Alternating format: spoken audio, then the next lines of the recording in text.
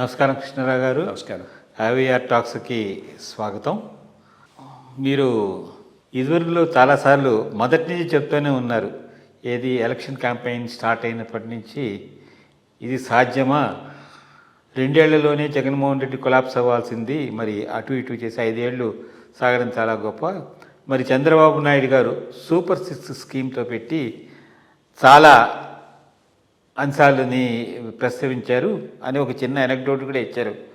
ఒక బండి ఆల్రెడీ నిండిపోయిన తర్వాత ఇంకో దానిపైన తీసుకొచ్చి పెడితే అది ఉంటుందా అని. అట్లాగా ఇప్పుడు మీరు ఇంకో మాట కూడా అన్నారు, అంత్య నిష్ఠూరం కన్నా ఆది నిష్ఠూరం మేలని. అంటే వీళ్ళు ఇచ్చిన ప్రామిసెస్ చూసి I think we're so agitated. యథార్థ విషయాలని చాలా చక్కగా ప్రకటించారు. నిన్న మనము చంద్రబాబు నాయుడు గారు అసెంబ్లీలో మాట్లాడుతూ వీటి ఇంప్లిమెంటేషన్ మీద కొంచెం ప్రశ్నార్థకంగానే ఆయన తన మనసులో మాట పైకి వెళ్ళబుచ్చారు. అంటే దేనికైనా విత్తం ఇంపార్టెంట్. అది ఒకసారి వచ్చిన తర్వాత ఇంప్లిమెంటేషన్ చేయడంలో ఎంత కష్టాలు, లోటుపాట్లు అవన్నీ అర్థమవుతాయి. కాబట్టి ఆయన ఇప్పుడు యథార్థవాదిగా కొంచెం ముందరకు వచ్చినట్టు కనబడుతోంది. బట్ అయితే దీనికి మరి అది వెటకారమా లేకపోతే ఏమో తెలియదు, కానీ జగన్మోహన్ రెడ్డి గారు నేనైతే ఇంప్లిమెంట్ చేసేవాడిని, ఇదంతా జగనన్న కానుక, జగనన్న దీవెన, ఇది అన్నట్లు ఆయన చెప్పుకుంటూ వచ్చాడు. అసలు ఇది చూస్తుంటే పెద్ద రసాబస కింద ఉంది.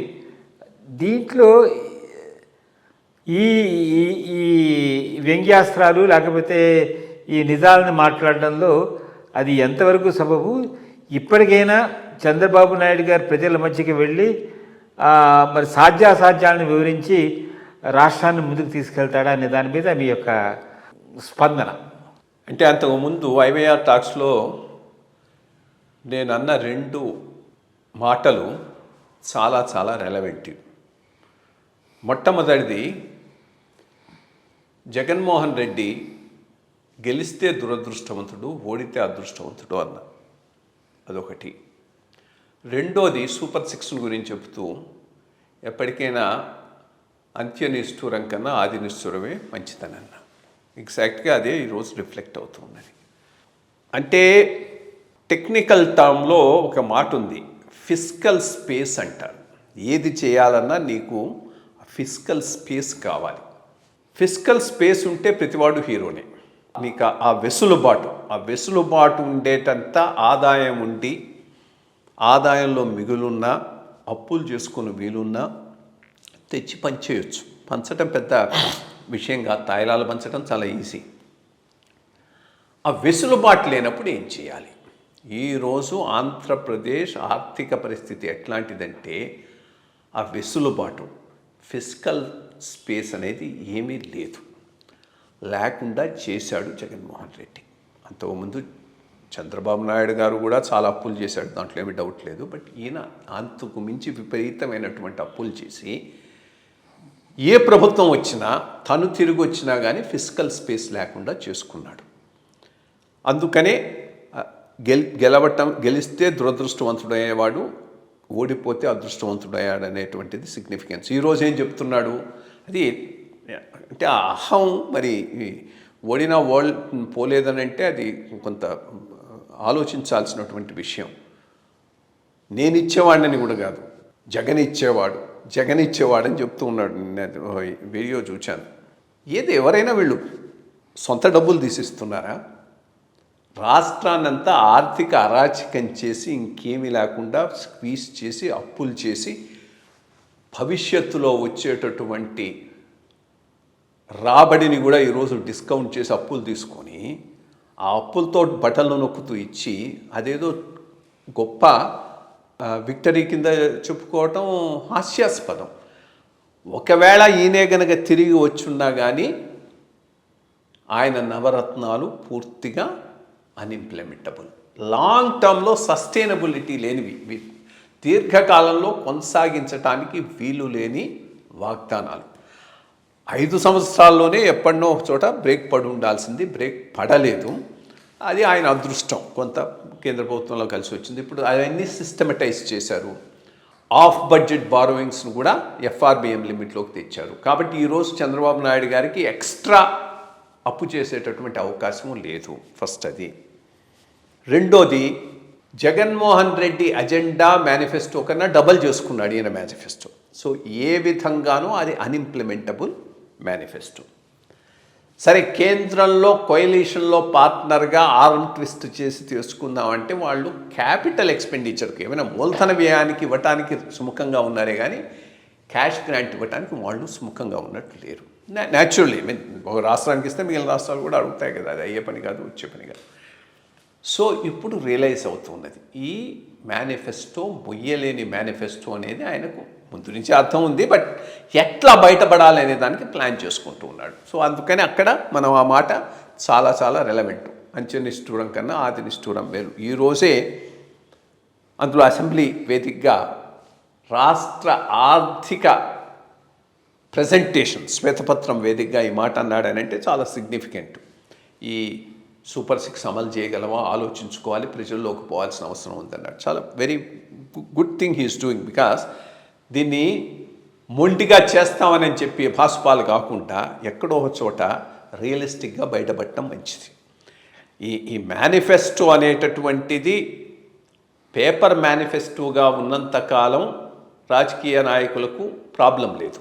బట్ మేనిఫెస్టో ఇంప్లిమెంటబుల్ అని ప్రజలు వేచి చూస్తున్నప్పుడు అది రియలిస్టిక్గా లేకపోతే దాని బ్యాక్లాష్ చాలా చాలా బ్యాడ్గా ఉంటుంది. సో రియలైజ్ అవుతున్నాడు. సో అది ఇంప్లిమెంటబుల్ కాదు, చెయ్యలేము అనేటటువంటి దీనికి వచ్చాడు. సో బెస్ట్ థింగ్ ఒక జనరల్ క్షమాపణ చెప్పటము, ఏదో ఒకటి చెప్పి ఈరోజు ఆయన సృష్టించినటువంటి ఆర్థిక పరిస్థితి వలన ఇది ఇంప్లిమెంటబుల్ మేనిఫెస్టో. అందుకని చాలా కేర్ఫుల్గా బీజేపీ ఈ మేనిఫెస్టో నుంచి దూరంగా ఉంది. ఆ రోజు ఇది జాయింట్ మేనిఫెస్టోగా ప్రకటించేటప్పుడు ఇది జనసేన టీడీపీ మేనిఫెస్టోగా ప్రకటించారే కానీ బీజేపీ దానికి రెస్పాన్సిబిలిటీ తీసుకోలేదు. చాలా చక్కగా. ఎందుకంటే ఒకటి, ఏ మాటకు ఆ మాట చెప్పుకోవాల్సింది ఏంటంటే సెంట్రల్ గవర్నమెంట్లో బీజేపీ ప్రభుత్వం చాలా రియలిస్టిక్గా హామీలు ఇచ్చి అమలు చేస్తుంది. ఇచ్చిన హామీని అమలు చేస్తుంది, ఇచ్చే ముందు ఆలోచిస్తున్నది. ఆలోచించకుండా విపరీతమైనటువంటి హామీలు ఇచ్చి మీకు ఎంఎస్పీని లీగలైజ్ చేస్తాం, అది చేస్తాం, ఇది చేస్తామని అని చెప్పి ఆఖరికి చేయలేని పరిస్థితిలో లేదు. ఎక్కువ మూలధన వ్యయం మీద కాన్సన్ట్రేట్ చేస్తున్నారు, రెవెన్యూ ఎక్స్పెండిచర్ తగ్గించుకుంటున్నారు. అట్లాంటప్పుడు ఇటువంటి మేనిఫెస్టోకు వాళ్ళు పార్టీ అయ్యే అవకాశం లేదు. అందుకని కేర్ఫుల్గానే బయట ఉన్నారు. సో ఇప్పుడు దీని నుంచి బయటపడాల్సినటువంటి అవసరం అయితే ఉన్నది. ఎంత అర్లీగా బయటపడితే అంత మంచిది. బికాస్ వీళ్ళు సంయమనం కూడా సమతౌల్యం పట్టించాలి. ఎంప్లాయీస్కు ఫస్ట్ తారీఖు జీతాలు ఇవ్వాల్సినటువంటి అవసరం వీళ్ళకి ఎంతైనా ఉన్నది. అక్కడ కూడా వీళ్ళు పాత ఆయన ఆ పనులు చేశాడు, వాళ్ళకందరికీ ఎగ్గొట్టి తన ఏదో అనుకున్న 4-5 కార్యక్రమాలకు ఇచ్చాడు. ఇచ్చిన అది పొలిటికల్ డివిడెంట్ ఇవ్వలేదు. ఇప్పుడు వీళ్ళు ఇచ్చిన పొలిటికల్ డివిడెంట్ వస్తుందని నమ్మకం లేదు. బికాస్ మనం ఆ రోజు అనుకున్నట్టు బడ్జెట్లో రిసోర్సెస్ లిమిటెడ్, ఉండేటటువంటి వనరులు చాలా లిమిటెడ్గా ఉంటాయి. మేనిఫెస్టోలు పెద్దవి. సో ఒక చోట ఇస్తే ఇంకో చోట కోత పడుతుంది. కోత పడ్డ చోట ఎఫెక్ట్ అయిన వాడు వచ్చి నీకు గట్టిగా అగెనిస్ట్గా ఓట్ చేస్తాడు. కాబట్టి ఈ అన్ఇంప్లిమెంటబుల్ మేనిఫెస్టోతో ముందుకు పోయి రాజకీయ లబ్ధి పొందటం కూడా అవకాశం లేదు. అట్లాంటప్పుడు బెస్ట్ థింగ్ ఇది ఈ స్టేజ్లోనే ముందుకు వచ్చేసి చెప్పి సాధ్యం కాదని మోర్ రియలిస్టిక్ డిమాండ్స్ ఏమేమి ఉన్నాయో ఆ మేనిఫెస్టోలో నాన్ ఫైనాన్షియల్ ఆర్థికమైన ఇంప్లికేషన్ లేనటువంటి డిమాండ్స్ ఏమున్నాయో వాటిని ఇంప్లిమెంట్ చేయడం మీద దృష్టి పెడితే బాగుంటుంది. ఫైనల్గా ఇదంతా ఒక విషయం, ఎలక్షన్ కమిషను ఇది మాది కాదు అనటానికి వీలు లేదు.